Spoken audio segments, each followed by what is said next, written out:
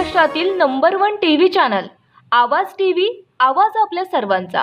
पावसाअभावी आसोदात शेतकऱ्याने 2.5 एकर उडीद पिकावर फिरवला रोटावेटर।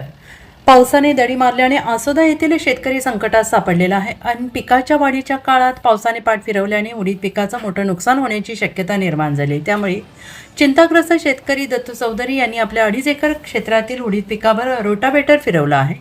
आसोदा परिसरात यंदा पावसाचं प्रमाण कमी असल्याने शेतकऱ्यांसमोर मोठं नुकसान उभं राहिलेलं आहे।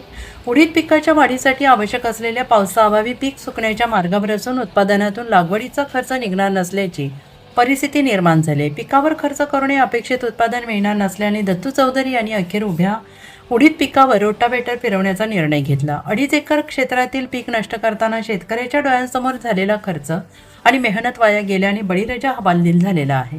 ऐन पिकाच्या वाढीच्या काळात पावसाने पाठ फिरवली आहे। जळगाव परिसरातील शेतकऱ्यांसमोर पिकांचं नुकसान आणि आर्थिक संकटाचं सावट निर्माण झालंय। शासनाने पावसाअभावी नुकसान झालेल्या शेतकऱ्यांच्या पिकांची पाहणी करून तातडीनं मदत करावी अशी मागणी आता शेतकऱ्यांकडून होते आहे।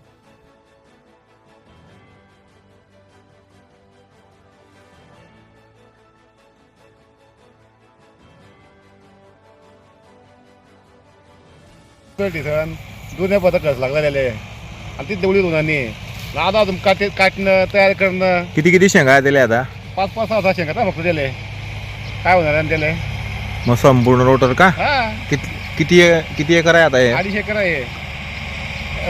काय कोणती शिवाय आहे? या सुद्धा शिव ना काय पळवणे खर्च नाही मग अजून तो बरे देव पारे काय करतो काय नाही बरे मागून बारे त्यापेक्षा त्याला जाऊन बरं गेले।